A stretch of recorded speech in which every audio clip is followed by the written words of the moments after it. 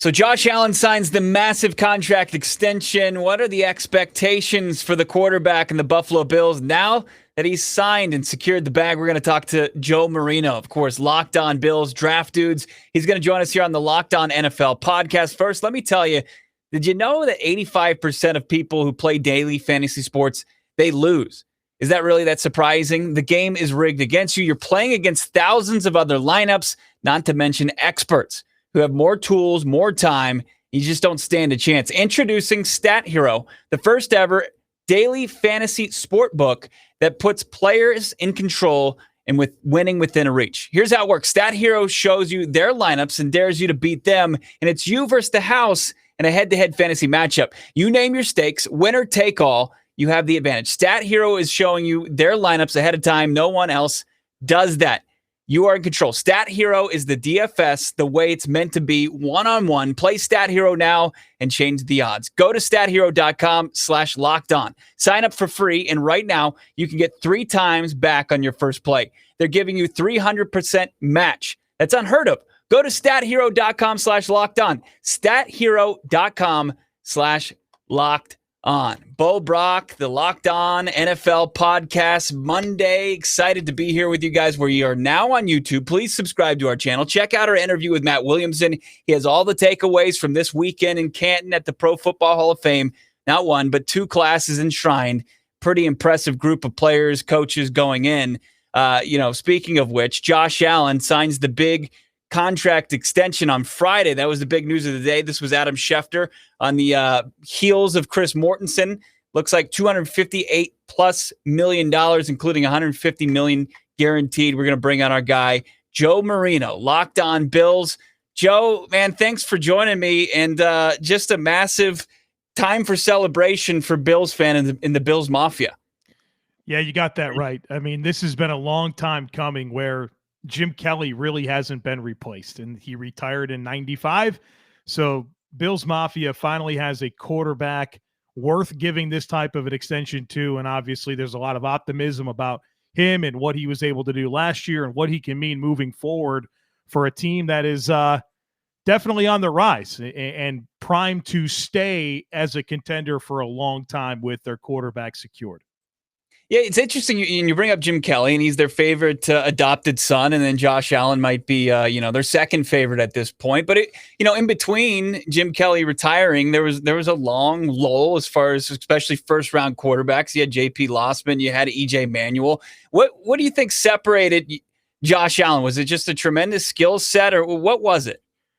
Oh, there's so many things. I think you do have to start with the skill set, size, arm talent, athleticism. He's tough to cover, right? He's tough to deal with. He presents so many challenges to defenses, and even when you have everything right, might not matter because he can make a guy miss in the pocket, extend a play, and hit a target down the field. And so he's such a dynamic player in terms of what he does both within the rhythm of the offense but off script. And so that skill set gives you a chance every week where he just paints outside the lines and it doesn't matter. And so because of what he offers, he's a true difference maker at the position physically.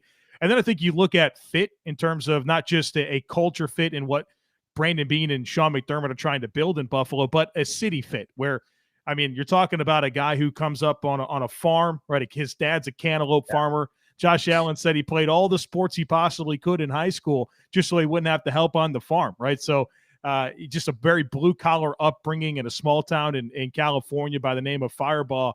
And he's really earned his way. Didn't have any offers coming out of high school. He goes to junior college, writes an email to every coach in college football wanting a chance, finally gets 2 offers, Eastern Washington and Wyoming. He goes to Wyoming, had a pretty rough career, but the skill set was worth buying into. The Bills made a couple of trades up the draft board to get Josh Allen, believed in themselves that they could develop him and turn him into a franchise quarterback. But I think his story, his upbringing, the way he plays, it just meshes well with Buffalo. And so I just feel like it's a all-around really good fit from what he brings on the football field to how he fits the locker room that Sean McDermott and Brandon Beane are building to how he meshes with the city of Buffalo and Western New York. I just think all of those boxes are checked, and that is what really separates him than all the other guys that have come before him.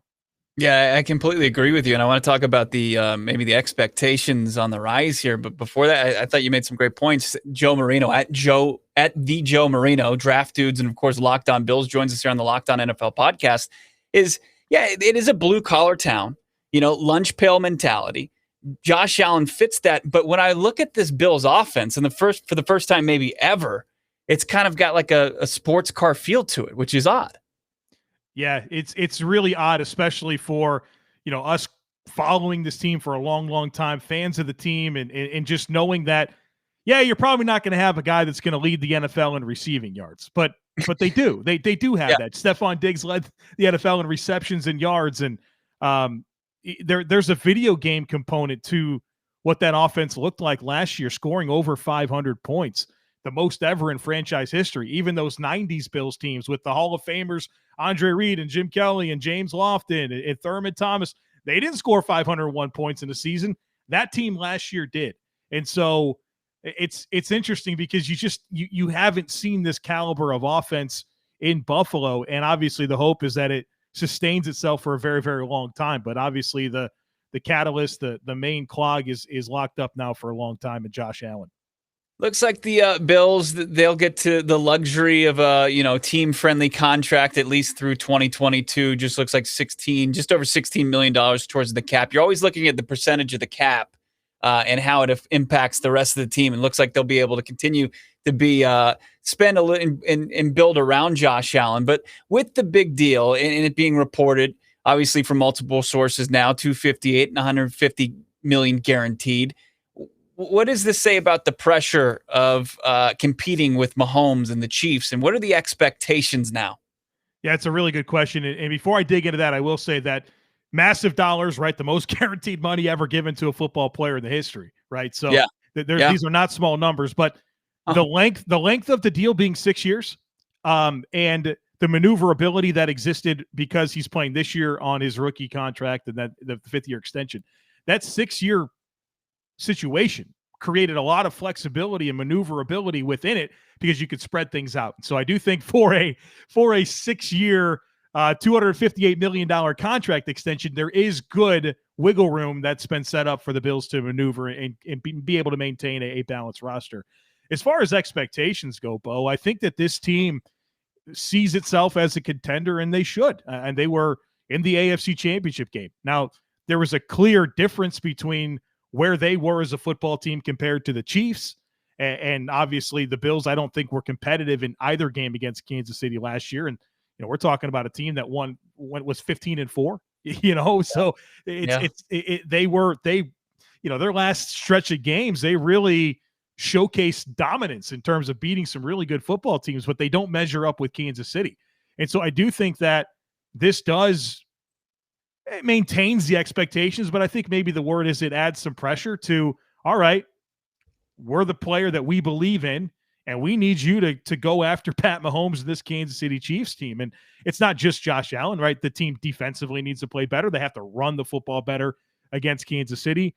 But I think that this does create this dynamic in the AFC where who's at the top, and you're being paid very handsomely, and you have a great supporting cast, you have great coaching to go really at least be more competitive against Kansas City, where again, in both tries, I don't feel like the Bills matched up very well. Last question here for our guest, Joe Marino at the Joe Marino, Draft Dudes and Locked On Bills. You'd be hard pressed to find a guy who answered his critics as well as Josh Allen did last season, where he just improved in every area that people said he needs to improve in his accuracy in all those areas. So what's left now? Where does he need to improve to help them make that jump in 2021? I think for Josh, it comes down to, we're starting to nitpick now, right? Because he was tremendous last year. I mean, number 2 in the MVP odds. If Aaron Rodgers doesn't have the year he has in Green Bay last year, we're talking about the reigning NFL MVP coming from Western New York. He was that good last year. I think you're starting to get into the weeds a little bit when you start to mention, all right, what does Josh Allen have to do to take the next step? I do think yards after catch is a big area, and you're probably wondering, okay, Joe, well, he doesn't play receiver. Well, I think yards after catch is very much a two-way street, where Josh Allen's even been honest about some of his ball placement on in-breaking routes to give his weapons an opportunity to stay up when they catch the football and create after the catch. I mean, Josh Allen was 27th in the NFL last year in yards after catch per completion.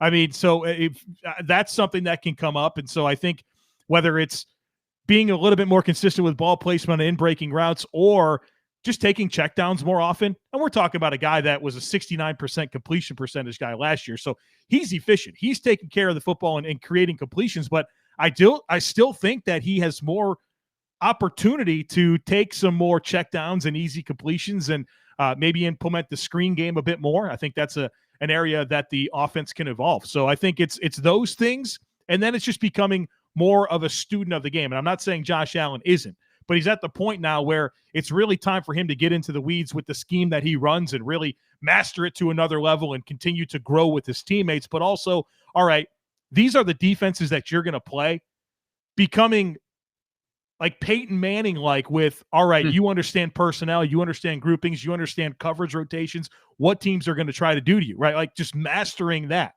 And obviously continuing to make sure that things that he's improved upon don't go backwards, right? And hopefully that doesn't be the case. But it's maintaining that skill set that he's developed.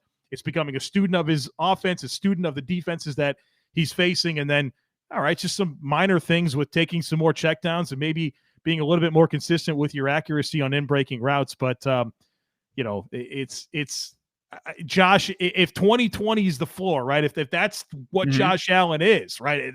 And certainly that's what the Bills think he is with the money they just gave him. I think that's where we're at when we talk about what's next for Josh Allen. Certainly raised the bar, no doubt about it. Tremendous insight. And of course, you can get it on a daily basis. Locked On Bills with Joe Marino. Follow on Twitter at the Joe Marino. Read his work, thedraftnetwork.com. Fantastic website. It's never too early for draft season. Get over there and check it out. And of course, check him out on YouTube. And of course, the Draft Dudes podcast. Joe, thanks so much, man. Yeah, thanks, Bo.